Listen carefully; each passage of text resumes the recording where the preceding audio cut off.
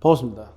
오늘은 효소 이야기를 좀 해볼 텐데, 우리가 이제 물질대사 할 때 효소가 관여해서 속도를 이제 빠르게 해준다, 이런 얘기 했었는데, 그러면 물질대사 과정의 속도를 어떻게 조절하는지를 한번 배워볼 겁니다. 그래서 효소라고 하는 건 같은 말로 생체 촉매라고 하고요. 그러니까 촉매 역할을 하는 거죠. 어쨌든 생체 촉매니까 반응 속도를 빠르게 한다. 보통 고1 수준에서는 반응 속도를 빠르게 한다라고 배우는데, 사실은 반응 속도를 빠르게 해주는 촉매도 있고요, 반응 속도를 느리게 해주는 것도 있습니다. 하지만 생체 촉매는 우리 인체에 대해서 속도를 빠르게 해주는 역할을 하는 겁니다. 자, 이 효소의 기능을 배우기 전에, 어쨌든 효소도 생체 촉매니까 우리는 촉매가 어떤 일을 하는지를 알면 생체 촉매, 효소의 역할을 알 수가 있거든요. 자, 보겠습니다. 반응물 여기 에너지가 여기 있고요. 그 다음에 생성물의 에너지가 여기 있으니까, 보니까 반응물이 생성물 될 때 에너지가 작아지죠? 그럼 이거는 발열이겠네요. 굳이 따지면 이화 과정이라고 볼 수 있을 거고요. 중요한 건 이겁니다. 자, 여기 있던 물질이 일로 가기 위해서는 요 언덕을 넘어가야만 뭐 할 수 있습니까? 생성물이 만들어질 수가 있죠. 그럼 이렇게 얘기할 수 있죠. 요 언덕에 해당하는 요 에너지를 바로 활성화 에너지라고 하고, 활성화 에너지라는 건 뭐다? 바로 반응이 일어나기 위해 필요한 최소한의 에너지다라고 생각하시면 되는 겁니다. 그러니까 이 에너지를 넘어설 수 없다면 반응물이 아무리 많아도 생성물이 만들어질 수 없는 겁니다. 이게 바로 활성화 에너지가 되는 겁니다. 덧붙여서 저번 시간에 한번 설명을 했었는데, 쌤이 아까 반응물이 생성물 되면서 에너지를 방출한다고 했죠. 바로 그 방출하는 에너지 크기는 생성물과 반응물의 에너지 차이가 되겠죠. 바로 이 값을 우리 뭐라고 부른다? 반응할 때 흡수하거나 방출하는 에너지니까 반응열이라고 불러주는 겁니다. 뭐 이 경우는 반응열만큼 뭐 되겠습니까? 방출을 하겠죠. 그러면 촉매, 그러니까 효소의 역할, 이 촉매의 역할은 바로 뭐냐? 활성화 에너지를 낮추어주는 역할을 하는 겁니다. 그리고요, 여기에 보통 우리 이렇게 표현을 하거든요. 촉매는 반응에 직접적으로 참여하지 않는다라는 표현을 쓰는데, 여기서 반응에 직접적으로 참여하지 않는다는 건요, 화학 반응이 일어나기 전과 화학 반응이 일어나는 후에 뭐가 없기 때문에 양에도 변함이 없고 형태에도 변함이 없기 때문에, 반응조는 변화가 없기 때문에 반응에 참여하지 않는다라고 표현을 하는 겁니다. 자, 촉매가 없을 때는 이렇게 넘어가서 일로 전달을 해야 되니까 촉매가 있을 때의 이게 바로 활성화 에너지가 되는 거죠. 그럼 촉매가 들어가서 이 활성화를 낮춰가지고 반응 경로가 이렇게 해서 반응이 진행된다면 바로 촉매에 있을 때의 활성화 에너지는 이렇게 뭐 된 겁니까? 낮아졌다고 보시면 되는 거죠. 쉽게 말해서 합격을 하기 위한 커트라인을 낮춰주니까 합격률이 높아지는 거죠. 즉, 이 에너지를 낮춰주니까 좀 더 빠르게 생성물이 생성될 수 있는 겁니다. 그래서 효소, 촉매의 역할은 뭐다? 활성화 에너지를 낮춰가지고 뭐 해주는 거다? 반응 속도를 빠르게 해준다. 이게 바로 대표적인 촉매의 역할입니다. 그래서 우리가 중3 때 나옵니까? 과산화수소 분해할 때 이산화탄간 나오죠. 이런 거는 생명체와 관계없는 무기물로 이루어진 촉매니까 무기촉매라고 하는 거고요. 우리가 배우고 있는 생체 촉매는 뭡니까? 유기물로 이루어진 거. 여러분들이 배웠던 대표적인 소화 요소들 있죠. 아밀라아세라든지, 맞죠? 그 다음에 카탈라제 같은 이런 소화 요소들은 전부 뭐다? 바로 유기촉매. 우리가 배우는 생체 촉매라고 생각하시면 되는 겁니다. 어쨌건 생체 촉매건 무기촉매건 뭐건 간에 활성화 에너지를 낮추고요, 속도를 빠르게 하고요, 자기 자신은 변화 없다는 건 공통입니다. 좀 전에 봤던 건 생체 촉매건 무기 촉매건 공통적인 특성을 봤다면, 이 효소, 우리가 배우는 생체 촉매인 이 효소는요, 주성분이 바로 뭘로 이루어져 있냐면요, 바로 단백질로 이루어져 있습니다. 그리고 이 단백질의 특징이요, 여러 가지가 있는데, 단백질은 원래 독특한 입체 구조를 가지고 그 독특한 입체 구조가 단백질의 특성을 결정하죠. 근데 이 단백질이 열에 굉장히 약하죠. 왜냐하면 열이 온도가 어느 정도 올라가 버리면 그 입체 구조가 다 망가져 버리니까 단백질의 역할을 못 하거든요. 그래서 무기촉매의 경우에 이산화탄간을 생각합시다. 원래 유기물이 아니기 때문에 주성분은 단백질이 아닙니다. 무기물로 이루어져 있습니다. 그러니까 요 그래프 보면 요 B가 바로 무기촉매거든요. 대표적인 이산화망간. 그러니까 이 이산화망간은 그냥 온도 올려주면 편하게 반응 속도가 계속해서 증가를 합니다. 왜냐? 무기촉매는 열이 발생하고 온도가 높아져도 변형이 안 되거든요. 근데 효소의 주성분은 단백질이다 보니까 열에 약하죠, 단백질. 그래서 우리가 알고 있는 사람으로 치면 체온 정도의 부근에서는 효소의 활성, 그러니까 속도를 빠르게 해주는 능력치가 최대가 되는데 특정 온도 이상이 돼버리면 급격히 역할을 잃어버리죠. 바로 이 역할을 잃어버린다는 게 속도를 빠르게 해주지 못한다는 이야기고요. 그 역할을 잃어버리는 이유가 바로 효소의 주성분인 단백질이 뭐 돼버리기 때문이다? 바로 열 변성이 돼버리기 때문이다. 그래서 기본적으로 효소는 촉매로서의 역할을 다 하는데 효소가 가지는 특징 중에 하나가 뭐다? 주성분이 단백질이어서 열에 약하다. 특정 온도를 넘어가 버리면 효소가 역할을 못한다. 이걸 기억하면 되는 겁니다. 자, 두 번째 이제 효소만이 가지는 특징이라고 해야 될까요? 기질적 특이성인데요. 그게 뭐냐면요. 이 효소는요. 아까 이야기할 때 주성분이 단백질이라고 했죠. 그러니까 이 효소의 모양을 보면 이렇게 독특한 뭘 가지고 있냐면 효소는 독특한 입체 구조를 가지고 있습니다. 자, 효소가 있고 이 효소가 반응 속도 빠르게 해주는 물질이 있을 거 아닙니까? 쉽게 생각합시다. 반응물. 그걸 기질이라고 생각하시면 됩니다. 기질을 그냥 편하게 반응물이라고 생각을 합시다. 그럼 효소가 누가 와도 반응 속도를 빠르게 해주느냐? 그렇지는 않습니다. 효소는요. 이 효소하고 기질하고 합쳐진 형태를 효소기질 복합체라고 하는데 자, 요 동그라미 모양은 이 효소가 가진 입체 구조랑 안 맞죠? 그러면 이 기질에 대해서는 절대 촉매로서의 역할을 못 해주는 겁니다. 본인하고 입체 구조가 딱 들어맞는 이렇게 딱 결합을 시켰을 때 자기 자신과 이렇게 입체 구조가 맞는 기질에 대해서만 뭐 한다는 거죠? 속도를 빠르게 해준다는 얘기죠. 그러면 모든 것이 아니라 특정한 기질에만 속도를 빠르게 해주니까 그걸 우리 뭐라고 그런다? 효소의 기질적 특이성이라고 불러주는 겁니다. 그래서 특정 요소는 특정 기질에만 관여한다. 속도를 빠르게 해준다. 서술형이 굉장히 잘 나오는 부분입니다. 그래서 기질적 특이성 이 말이 들어가줘야 되겠죠. 어쨌건 자, 쌤이 지금 그림을 그려놨는데 이렇게 효소하고 기질이 이렇게 결합된 형태 메모해둘까요? 요걸 우린 뭐라고 하냐면 효소와 기질의 복합체라고 하는 겁니다. 효소와 기질의 복합체. 그리고요, 이 효소랑 기질이 복합체를 만들어야 효소가 기질의 활성화 에너지를 낮출 수 있는 겁니다. 그래서 사실은 반응 속도가 빨라지느냐 안 빨라지느냐는 효소가 기질 복합체를 만드느냐 안 만드느냐. 그러니까 이 효소 기질 복합체의 개수, 양이 사실상 반응 속도를 결정한다고 보셔도 무방한 겁니다. 뭐 어떨 땐 효소가 활성화를 많이 낮춰주고 어떨 땐 적게 낮춰주고 그런 게 없습니다. 그냥 결합을 했다? 그럼 낮춰준다. 결합 안 했다? 못 낮춰준다. 이렇게 접근하시면 되는 겁니다. 그리고 복합체가 분리가 되면서 보니까 원래 붙어있던 게 이렇게 두 개가 떨어졌죠? 아, 요거는 무슨 과정이구나. 붙어있던 게 떨어졌으니까 분해되는 과정, 이화작용이구나 알 수가 있죠. 그리고요, 자, 분명히 기질은 반응 전과 후에 변했죠? 근데 아까 기억납니까?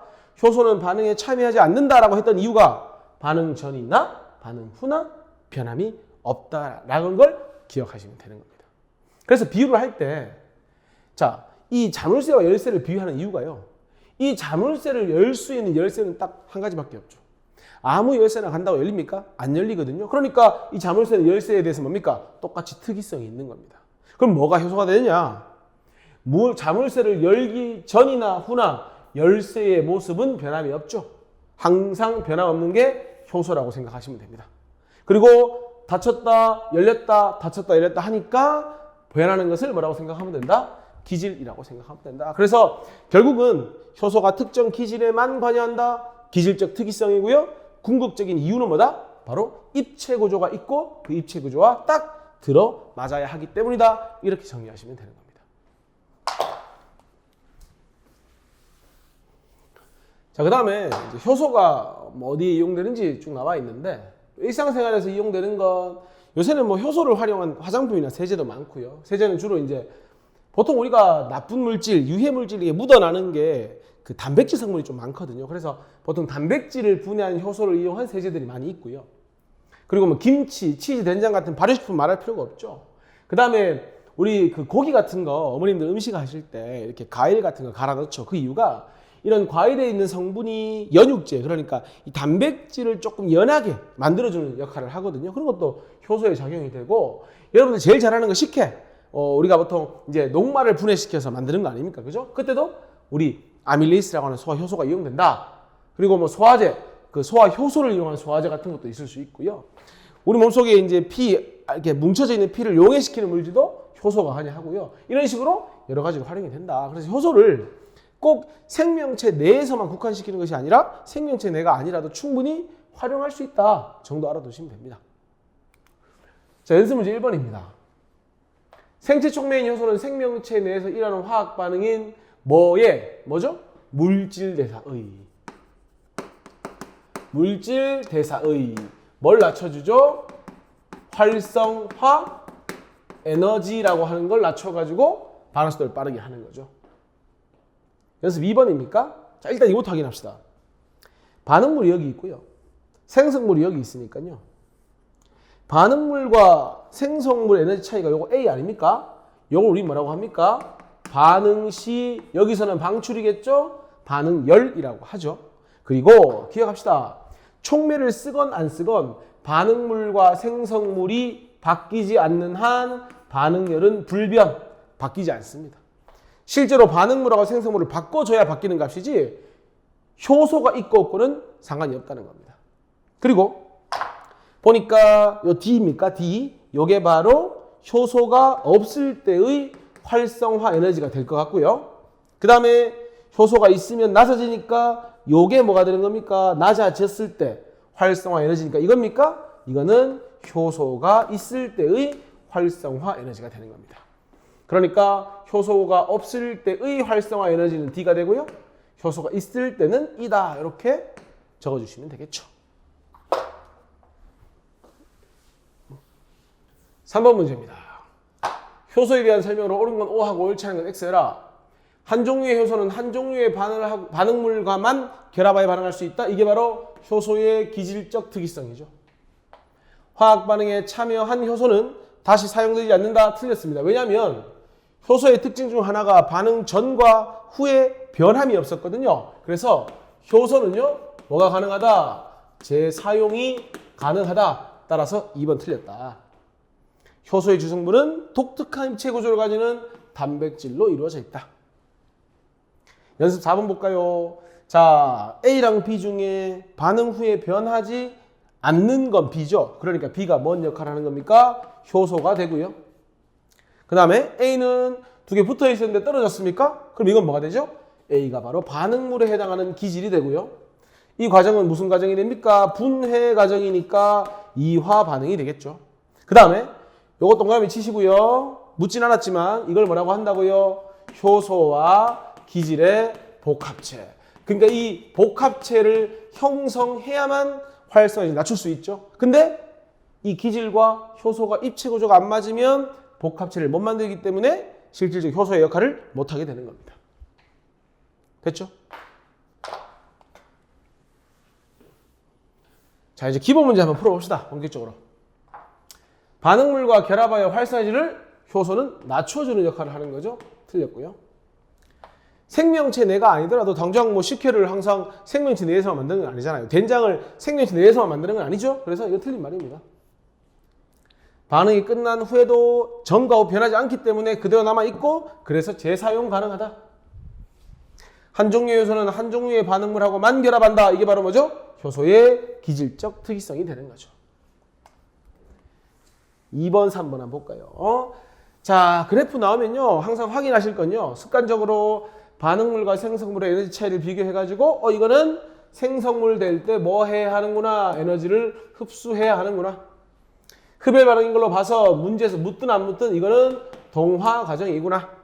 그리고요. 자, 반응물과 생성물의 에너지 차이가 뭐다? C. 이걸 우리 뭐라고 부른다? 반응열이라고 부른다. 절대로 변하지 않는 값이다. 자, 그 다음에 원래 활성화 에너지는 조심해야 되는 게 대부분 이걸 활성화 에너지 착각하는데 아닙니다. 반응물에서 기준에서 1로 가기 위해서는 요걸 넘어야 되죠. A. 따라서 이게 뭐가 되는 겁니까? 바로 활성화 에너지가 되는 겁니다. 그럼 이 활성화 에너지 B 하면 틀립니다. 1번 A가 활성화 에너지가 되는 겁니다. 그리고요. 크기가 변하지 않는 것이라고 했거든요. 방금 쌤 얘기했죠. 이 C는 크기가 변하지 않는다고 했죠. 이유가요. 반응물에 해당하는 에너지 값이 E거든요. 이거 변하지 않아요. 그리고 생성물에 해당하는 에너지 값이 여기 나와 있진 않은데 요거거든요. 그래서 이 값이 변하지 않습니다. 따라서 이 값과 이 값이 변하지 않으니까 두 개의 차이인 C도 변하지 않는 겁니다. 그러니까 이 그래프 상에서는 C하고 E가 뭐 하지 않는다? 변하지 않는 값이다라고 보시면 되는 거죠. 됐죠? 그러면 3번 답은 뭘 적으시면 되죠? C하고 E를 적으시면 되는 겁니다. 자, 4번 한번 봅시다. 4번. 그림은 효소가 있을 때와 없을 때의 화학 반응 경로다. 그럼 이제 그래프 나왔으니까 확인해야 될 건 반응물 에너지 확인하고 그 다음 생성물 에너지 확인하고 맞죠? 근데 반응물보다 생성물 에너지가 작잖아요. 그러니까 어떻게 되는 겁니까? 에너지를 뭐 할 것이다? 방출하는 발열 반응이 될 것이다. 그리고 발열 반응이니까 뭐가 바로 튀어나와야 되죠? 일단 이화 과정이다. 같이 나와야 되죠. 그래프 분석합시다. 반응물 에너지하고 생성물 에너지 차이가 뭡니까? A니까 이 A 값이 뭐다? 반응열이다. 그리고 이 반응열은 뭐 하지 않는다? 반응물과 생성물이 변하지 않으면 변하지 않는다. 그리고요. 지금 반응물에서 생성물 되기 위해서는 보니까 여기서 요만큼을 넘어서야 하는데 요 D가 바로 효소가 없을 때의 활성화 에너지가 되겠죠. 그런데 효소의 역할이 뭡니까? 이 커트라인을 낮춰가지고 작게 만들어서 속도를 빠르게 하는 거니까 요 바로 E는 효소가 작용을 했을 때의 활성화 에너지가 되는 겁니다. 1번 A는 반응열 맞죠? 2번 B는 효소가 없을 때 아니죠. 효소가 없을 때는 요게 바로 활성화 에너지가 돼야 되죠. 반응물 기준이죠 무조건. 그러니까 틀렸습니다. 3번 C는 효소가 없을 때 마찬가지입니다. 효소가 없을 때는 요거죠. 요거 효소 없을 때 D 이것도 틀렸고요. D는 효소의 작용으로 감소한 에너지 크기. 자, 감소했다라는 건 차이를 말하는 거거든요. 그러니까 굳이 따지면 감소한 양은 요게 바로 감소한 양이 되겠죠. 그래서 틀렸습니다. 그리고 5번입니까? E는 효소가 반응물과 결합하는 데 필요한 에너지다.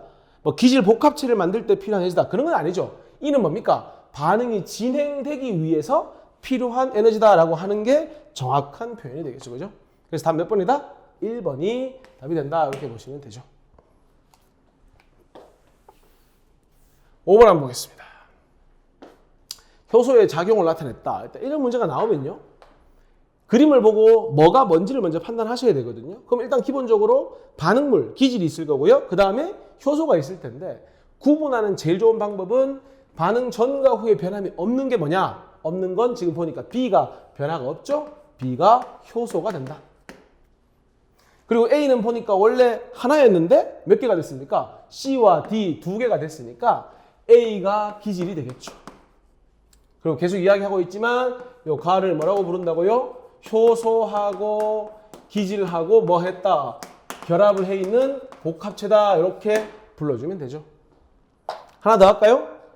자, 원래 하나였는데 반응 끝나니까 두 개 됐죠? 그럼 이 과정은 무슨 과정이라고 볼 수 있다? 이화 과정이다. 까지 정리할 수 있는 겁니다. 기억, A의 주성분 틀렸죠? 주성분이 단백질인 건 누굽니까? 효소니까 B가 돼야 되겠죠? 그래서 틀렸습니다. 그 다음에 니은, B는 이화작용에 관여한다. 맞죠? 분해되고 있으니까 이화작용. 맞는 말이죠. 디귿, 가의 형성 빈도. 그러니까 효소의 역할이 활성을 낮춰줘야 되는데 그러려면 복합체를 만들어야 되거든요. 그래서 이게 중요한 얘기죠. 가의 형성 빈도, 가의 개수가 뭘 결정한다? 얼마나 빠르게 생성물이 생기느냐를 결정하니까 이것도 맞는 말이죠. 그래서 답은 뭡니까? 니은하고 디귿이니까 4번이 답이 되는 겁니다. 자, 9번 한번 보겠습니다. 자, 어떤 효소의 작용을 나타내는 것이다. 일단 문제를 분석부터 해봐야 되겠죠. 보니까 A가 B하고 결합을 했죠. 이게 뭡니까? D가 바로 효소 기질의 뭐라고 하죠? 이거를 복합체라고 하죠. 복합체. 그리고 다시 이제 물이 들어와서 반응을 했더니 이게 뭐가 되는 겁니까? 보니까 이게 생성물이 되는 것 같죠. 생성물. 그럼 보세요.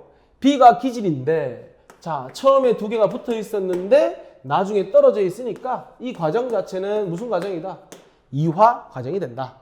그리고요, A 같은 경우에 변함이 없으니까 반응하도 변함이 없죠. 이게 뭐가 된다? 효소가 된다.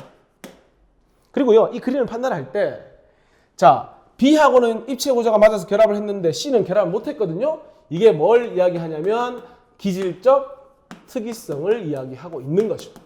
그러니까 아무하거나 반응하지 않는다. 입체 구조가 딱 맞는 것과 반응한다는 거죠. 1번, 반응물은 B하고 물이 들어가고 있으니까 맞고요. A는 이화작용 촉매하는 거고요. B와 C는 경쟁하지 않습니다. C는 경쟁 상대가 안 됩니다. 그래서 틀렸습니다. 경쟁이라는 건 둘 다 될 때 경쟁하는 거 아닙니까?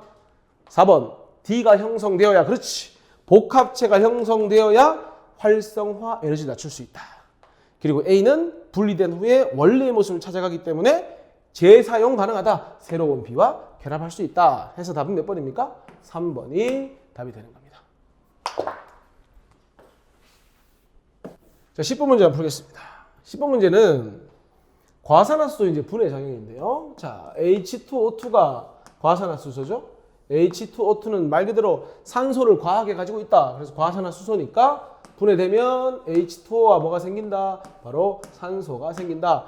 여러분들 중학교 때 배울 때 이게 대표적으로 이산화망간이 이제 촉매로서 작용하는 걸 배웠는데 사실은 이제 무기 촉매로서는 이산화망간이 작용을 하는데요. 알아둡시다. 생체 촉매 중에서 카탈라제라고 하는 효소가 바로 이 과산화수소를 분해해주는 효소입니다. 어디 주로 들어있느냐? 생간, 감자즙 이런 데 많이 들어있습니다. 실험 한번 봅시다. ABC에 3% 과산화수소를 같은 여씩 넣는다. 자, 시험관 A는 그대로 뒀죠. 이게 뭐냐면 하나 적어봅시다. 요걸 뭐라고 하냐면 대조군이라고 합니다. 중요하진 않습니다. 대조군이라는 건 내가 아무것도 처리하지 않았을 때 어떻게 되는지를 먼저 보겠다는 거고요. 그 다음 두 번째는 뭘 넣었죠? 생간을 넣었죠. 세 번째는 뭘 넣었죠? 삶은 간을 넣었고요. 이 삶은 간을 넣는다는 건 바로 온도를 뭐 했다? 높였다, 끓였다 이런 개념으로 접근하시면 됩니다. 예측할 수 있겠습니까? 삶았으니까 온도가 높아졌으니까 아마 효소가 열변형돼서 기능을 잃었을 것이다. 이 정도 판단할 수 있을 겁니다. 예상대로 A는 기포 발생 안 했습니다. 산소 안 생긴 거죠. C도 기포 발생 안 하고 오로지 B에서만 뭐 했다? 기포가 발생했다. 바로 이 기포는 뭘 이야기하는 겁니까? 산소를 이야기하는 거죠. 그러니까 B에서만 과산화수소가 분해되었다. 그러니까 효소가 없으면 분해 안 되고 있으면 분해되고 있어도 열 변성되면 분해 안 된다. 이걸 보여주는 문제가 되는 거죠. 기억, 간세포에는 과산화수소 분해소가 있으니까 기포가 발생하는 거 아닙니까?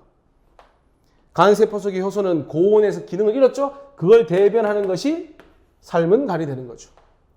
자, 반응이 끝난 후에 입체 구조와 성질이 변하지 않고 남아있다는 걸 어떻게 알 수 있냐면요. 이 실험에서 기포 발생이 끝났는데 왜 끝났습니까? 과산화수소가 다 분해됐으니까 끝난 거죠? 근데 과산화수소를 더 첨가했더니 다시금 기포가 발생했다는 건 여전히 효소가 들어있다. 즉 성질이 변하지 않고 남아있다라는 걸 확인할 수가 있는 거죠. 해서 답은 기억하고 니은 디귿이 답이 되는 겁니다. 11번 한번 봅시다. 효소의 양이 일정하답니다. 근데 물질 A가 없을 때가 있을 때가 납니다. 그죠? 근데 보니까 반응 속도가 A가 없으니까 어떻습니까? 속도가 좀 빠르고요. A가 있으니까 속도가 좀 느리다는 걸 확인할 수가 있죠. 기억. A가 효소의 작용을 돕는다면 A가 있을 때 오히려 속도가 빠를 텐데 그렇지 않다. 그러니까 틀린 말이다. 니은 가에서 반응물 농도가 S1일 때보다 S2일 때 결합한 효소의 양이 많다 이렇게 되어 있는데 자 보세요. 어느 정도까지는 반응물의 양이 많아질수록 속도가 빨라지고 있죠. 약간 이런 개념입니다. 효소 1, 효소 2, 효소 3 이렇게 준비를 하고 있습니다. 아까 선생님이 효소와 기질이 만나야 속도를 빠르게 해준다고 했으니까 처음에 반응물 들어오면 복합체 형성하겠죠. 그 다음 반응물 들어오면 복합체 형성하겠죠. 그 다음 반응물 들어오면 복합체 형성할 텐데 효소가 일정한 양밖에 없기 때문에 무작정 효소 기질 복합체가 많아질 수는 없거든요. 그래서 어느 정도까지는 속도가 빨라지는데 효소의 양이 한정적이니까 그 이후로는 속도가 빨라질 수가 없는 겁니다. 그래서 니은 가에서 반응물도 S1일 때보다 S2일 때가 더 빠르죠. 그 이유가 뭐라고요? 복합체를 더 많이 만들었기 때문입니다. 그래서 결합한 효소량이 S2일 때 많다. 맞는 말입니다. 가에서 반응물 농도가 S2일 때 효소를 첨가하면 자 S2라면 이미 지금 속도가 최대한으로 빨라져 있죠. 모든 효소가 다 일을 하고 있죠. 그 상황에서 효소의 양이 늘어나면 좀 더 많은 복합체를 만들 수 있으니까 속도가 증가하게 되는 겁니다. 그래서 답 몇 번입니까? 니은하고 디귿이 답이 되는 겁니다. 방금 봤던 문제를 잘 보여주는 그림이 12번에 있는데요. 자 보세요. 자 여기 지금 효소가 연두색인데 아직 효소가 많이 놀고 있죠. 속도가 더 빨라질 여지가 있는 거죠. 근데 완벽히 모든 효소가 다 반응물과 결합을 했죠. 그런데 그 이후에는 오히려 반응물은 기다리고 있고 효소는 더 이상 부족한 상태가 되었죠. 굳이 따지자면요. 여기를 그냥 뭐 K라고 할까요? 이 상태가 바로 K인 상태가 아니죠. 딱 맞게 반응한 상태, 최대가 된 상태. 그리고 그걸 넘어선 상태. 그리고 넘어서기 전 상태가 되는 겁니다. S1일 때 효소와 반응물의 결합 정도는 A이다. 생성물 생성 속도는 뭘 봐야 되죠? 효소 기질 복합체의 수를 봐야 되는데 복합체가 하나, 둘, 셋, 네 개. 복합체가 하나, 둘, 셋, 넷, 다여, 일곱, 여덟 개니까 어떻다? S2일 때가 빠르다. 활성화 에너지 크기는 늘 말하지만 낮추느냐, 못 낮추느냐지 조금 낮추느냐, 많이 낮추느냐 그거 아니라고 했잖아요. 틀렸죠. 3번이 답이고요. S2일 때는 지금 누가 부족한 상태? 효소가 부족한 상태니까 그렇죠. 효소를 더 넣어주면 속도가 빨라지겠죠. 반응물과 결합하고 있는 효소의 비율은 S2일 때가 보면 되잖아요. S1일 때보다 훨씬 많다. 이렇게 되는 거지. 답은 3번입니다. 마지막입니다. 일상생활에서 효소를 활용하는 사례다. 아까 얘기했었죠. 키위를 갈아 넣는 건 뭘 분해한 효소 이용한다? 단백질 분해. 그리고 세제도 마찬가지입니다. 주로 때 성분이 단백질을 많으니까 단백질 분해 효소가 들어있는 세제를 쓰면 좋고요. 식혜를 만들 때는 뭐죠? 녹말 분해하는 아밀라제. 기억. 키위는 단백질 분해 효소 활용 맞고요. 니은 효소 세제는 틀렸습니다. 역시나 단백질 분해 효소가 들어있는 게 좋죠. 틀렸고요. 따뜻하게 하는 건요. 뜨겁게 하고 온도를 고온 만드는 건 효소의 단백질 구조를 망치지만 적당히 따뜻하게 반응을 잘하게 해주는 거니까 효소의 기능을 억제하는 것이 아니라 최대로 끌어올려주기 위해서 따뜻하게 한다고 보시면 되는 겁니다. 그래서 답 몇 번입니까? 답은 기억이 정답이 되는 겁니다. 이 정도까지 정리하시고요. 뒤에 문제를 잘 풀어보시기 바랍니다. 수고하셨습니다.